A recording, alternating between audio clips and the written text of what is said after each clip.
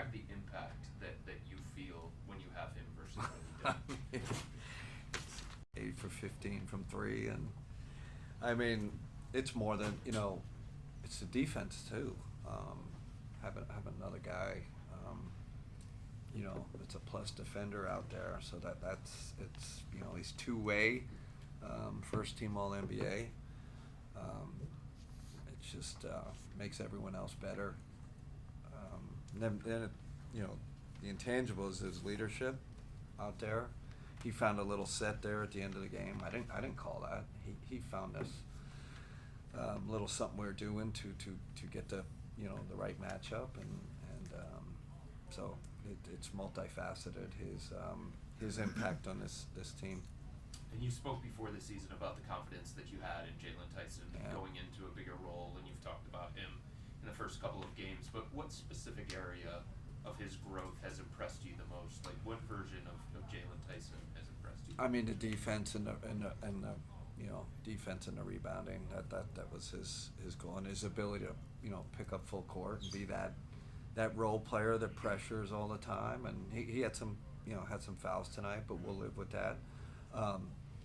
And I told him, you do that and you become a 40% three-point shooter, you're going to be a $20 million a year player. That's how it works in this league. So if you can defend your position at a high level, rebound, and then you're making threes like he made threes tonight. I love he's not hesitating. I think his shot has improved. He gets it off a lot quicker than he did when he first came with us. So he just catches it. And, I love that pass from Lonzo to him. Lonzo trusting him in the left corner there. That was a big play. So, man, you're. I don't want to get ahead of myself, but you're thinking. Like I said, I have to think big picture. I'm like, man, are we seeing a rotational player before our eyes? Even when we're healthy. So that would be a huge win when you can get a guy on a rookie scale contract and be a rotation player. That's the goal here. And he seems like he's growing his confidence, right? Each game a little more like he belongs. You guys had 75% of your makes were assisted tonight, which I believe is the highest percentage it's been so far this year. What did you think led to that better ball movement for you guys? Man, we're where we've slipped a little, like we're really emphasizing just swinging the ball side to side, like that swing pass. I know it seems like a simple thing, but when we get in trouble is when we start holding it and just waiting for the pick and roll all the time, and just be able to swing the ball, swing it and swing it again. Then we get in the closeout. I think we drove it the most we have all year, and then we're in the most closeouts. I think they, our analytics guys told us that. So I wish we get to the rim more. It's tough with Porzingis. You'd like a little more balance between the threes and the rim, but sometimes the game gives you the answer. So with Porzingis in there, we had to get him up there tonight. What went into the decision to put Larry in the starting lineup?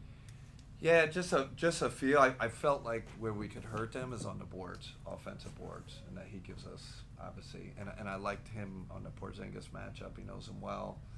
And I like that we got off to a really good start. Listen, Larry, we're playing him a lot at the 4. Ideal position for him is probably the 5. But I think he's doing a good job. He's spacing the court for us. Listen, he's not making shots, but everything else we ask, he's doing at a high level. Mark? I know the game dictates a lot of this, but is there a number of threes that are too many threes in your opinion? Yes. We might have passed it tonight. I do think there is a number. I can't just throw it, but the game, I think when I watched the film, there's going to be, I felt there were some we could have, sometimes you just got to show it and then go by and get to the rim. I think we're, I think we got to look at that. I think last couple games we went firing them up there, but I think there's more chances to get to the rim. You mentioned at the end of the game, Don called something out. Was that the dribble handoff sequence he had with Evan? Is that the play you're referring to? No, it was that double drag we're doing, trying to get their weakest defender in the action. So we probably milked it a little too much, quite honestly. Probably should have worked 3 or 4 times, and then I think 5 and 6 it didn't. I think Zoe had that turnover. So, listen, me and Don are always having that back and forth during the game. Like what we're running. He reads the game so well. Trust him. Yep. Joe? Again, Joe? it seems, going all the way back to the first night in New York, it seems like there has been a little bit of evolution of what you were trying to get from Evan in terms of an offense initiator and running it through him to what I saw tonight. So I'm curious if there has been, and maybe how your thinking has changed as far as what you think he can do with the ball. Yeah, I mean, we've definitely had some conversations. There was some obviously his usage is way up, touches are way up, and all that, which was intentional. But sometimes with that you have to pull it back a little in terms of leaning a little bit more back into his strength, so he gets a little bit more of a balance. And his strength on the offensive end is mobility, right? His ability to create separation by movement, moving around, whether it's in the pick and roll or DHOs where he's moving and just draw. I think he's at 10 ISOs a game. Can we get that down to 7? And maybe play a little more chase pick and roll or pick and pop. His strength is variety and skill, and my thing to him, it'll that'll come out if you keep trusting the offense. But on the other hand, it's like we need you to be more aggressive because we don't have DG, we don't have Sam, we don't have Max. So it's just finding that balance, and kind of where we are in the season and what the roster looks like. So some of it's a little bit, some of it's on him, some of it is roster, and some of it is on me, quite honestly. But I think we're starting to find the right groove for him. Spence? You had 5 guys with over 4 boards tonight. Just on the gang rebounding aspect, is that what you're looking for as far as attacking the glass?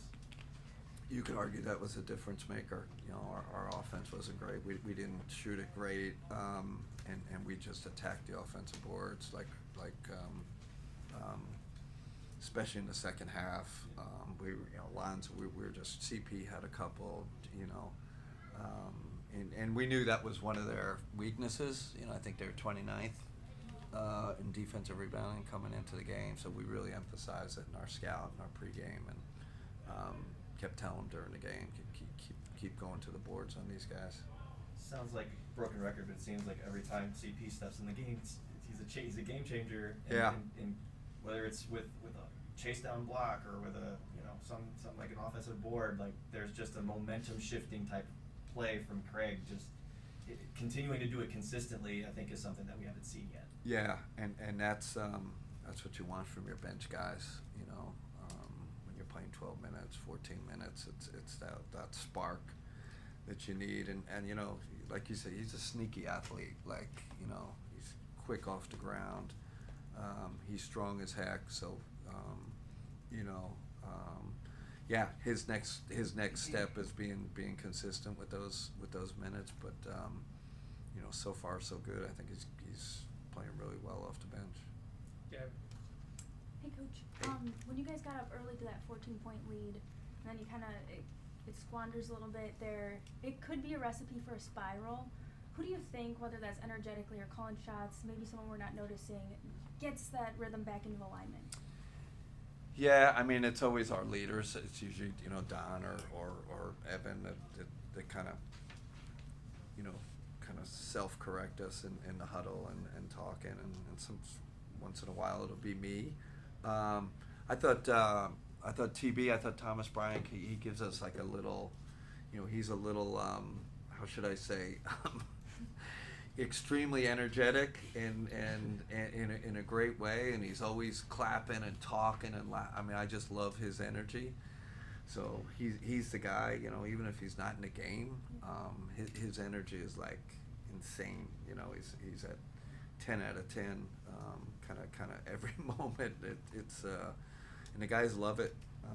And even the 5 minutes he gave us tonight, I thought were really good, great energy.